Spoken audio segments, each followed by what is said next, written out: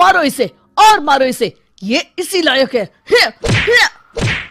अरे मारो यार। सरपंच जी, कालिया को चोरी करते हुए हम सब ने रंगे हाथ पकड़ा है। अब इसे गांव से बाहर निकाल देने में ही हम सबकी भलाई है। तो देर किस बात की है, अभी इसे धक्के मार के इस गांव के बाहर का रास्ता दिखा दो। अरे सरपंच ऐसा मत करिए, मुझे एक मौका और दीजिए, मैं दोबारा कभी चोरी नहीं करूंगा। लेकिन गांव वाले उसकी एक नहीं सुनते और उसे मार मार के गांव की सीमा के बाहर निकाल देते हैं। मेरी कमर दर्द के मारे मेरी जान निकली जा रही है। कमबख्तों ने जम के धुलाई की है मेरी। अरे भगवान करे इनके गांव में भूचाल आ जाए, धरती फट जाए और सब गांव वाले उसमें समा जाए। चलते चलते कालिया जंगल में पहुंच जाता है। उसे वहां एक प्रयोगशाला दिखाई देती है। अरे इस जंगल में ये अजीब सा दिखने वाला घर किसने बनाया है, चल कर देखना पड़ेगा। कालिया प्रयोगशाला के पास चला जाता है। दो वैज्ञानिक प्रयोगशाला में बातें कर रहे होते हैं। बधाई हो डॉक्टर चमन, आखिरकार हम दोनों ने मिलकर एक ऐसी घड़ी का आविष्कार कर लिया है जिसे पहनकर कोई भी इंसान गायब हो सकता है। हाँ, तुमने बिल्कुल सही कहा डॉक्टर जर्माटो। अब कल सुबह ही हम इस जंगल से निकल जाएंगे, लेकिन उससे पहले आज रात के खाने का बंदोबस्त करते हैं। हाँ, मुझे तो बड़ी जोरों से भूख लगी है, चलो चलते हैं। दोनों वैज्ञानिक वहां से चले जाते हैं। उनके जाते ही कालिया प्रयोगशाला में दाखिल होता है। अच्छा, तो ये बात है। कालिया बड़े से कांच के अंदर रखी घड़ी को बाहर निकाल लेता है और अपनी कलाई पर बांध लेता है। फिर घड़ी में लगा बटन दबा देता है। कालिया को एक जोरदार झटका लगता है। कालिया अपने आप को आईने में देखता है तो उसका पूरा शरीर पूरी तरह से गायब हो चुका होता है। अब तो जो चाहे वो कर सकता हूँ। सबसे पहले मैं उन सभी को सबक सिखाऊंगा। गांव वालों, मैं आ रहा हूँ। कालिया गांव की ओर चल पड़ता है। थोड़ी देर के बाद दोनों वैज्ञानिक वहां आते हैं। अरे ये क्या, लगता है कोई हमारी घड़ी चुरा कर ले गया है। ये देखो पैरों के निशान। अब क्या होगा, अगर वो घड़ी किसी गलत हाथों में पड़ गई तो अनर्थ हो जाएगा।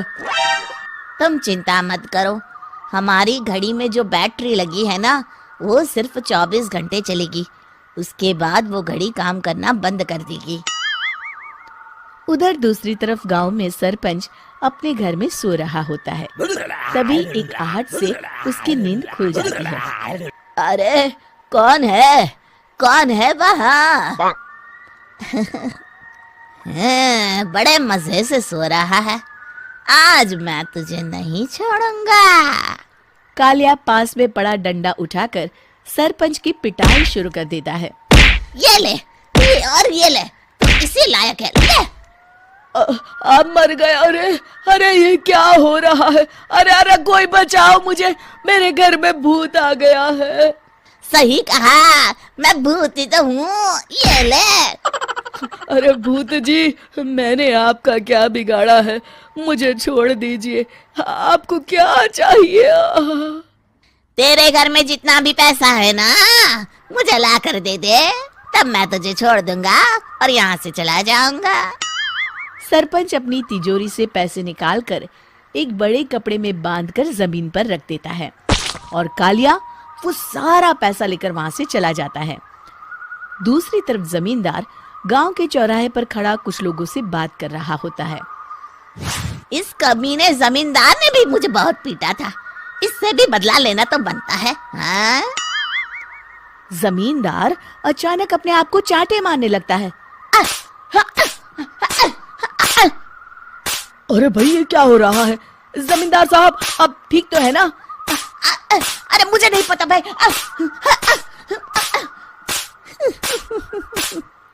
अरे मर गए रे, ये तो पक्का किसी भूत प्रेत का काम है। जमींदार के अंदर कोई भूत आ गया है। इससे पहले कि ये हमारे अंदर आ जाए, मनोहर भाई अपनी जान बचानी है तो भागो यहाँ से। ये क्या? अरे बाप रे बाप, मुझे तो भूतों से बड़ा डर लगता है, मैं तो चला यहाँ से। अगली सुबह इस घटना से पूरे गांव में दहशत फैल जाती है। सभी गांव वाले आपस में बात करने लगते हैं। अरे भाई, पता नहीं कहाँ से हमारे गांव में एक भूत आ गया है। उसने कल रात को सरपंच और जमींदार की खूब पिटाई की और उनके सारे पैसे भी लेकर चला गया। हाँ भाई हाँ, ये भूत तो मुझे बड़ा अजीब लगता है। मेरी समझ में नहीं आता कि भूत उन पैसों का करेगा क्या। अरे तेल में पकोड़े बना के तलेगा बेवकूफ। इस बात की चिंता करके कहीं वो भूत हमारे घर में ना आ जाए। तुम बिल्कुल सही कह रहे हो आर्या, मैं भी इसी बात से घबरा रहा हूँ। अच्छा, अब मैं अपने घर जा रहा हूँ, तुम सब भी अपने अपने घर चले जाओ, उस भूत का कोई भरोसा नहीं है। हाँ। तीनों वहां से चले जाते हैं। दूसरी तरफ कालिया सारे पैसों को एक खंडर में छुपा देता है। इतने सारे रुपए तो मैंने अपनी पूरी जिंदगी में एक साथ कभी नहीं देखे। इस तरह कुछ दिनों में मैं अमीर बन जाऊंगा। आज मैं उस मोटे बब्बन को अपना शिकार बनाऊंगा। सुना है दहेज में बहुत सारे पैसे और गहने मिले हैं उसे। रात होते ही कालिया बब्बन के घर में घुस जाता है। हाँ, मिल गई तिजोरी। अब जल्दी से इसे खोलकर सारे पैसे निकाल लेता हूँ। अरे खुल जा खुल जा। खुल गई। कालिया पैसे थैले में भर ही रहा था कि तभी बब्बन उसके बगल में आकर खड़ा हो जाता है। भाई क्या कर रहा है? हाँ? अरे हट।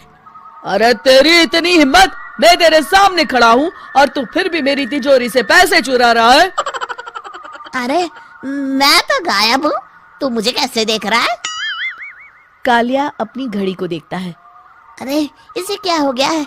हाय, लगता है बैटरी खत्म हो गई।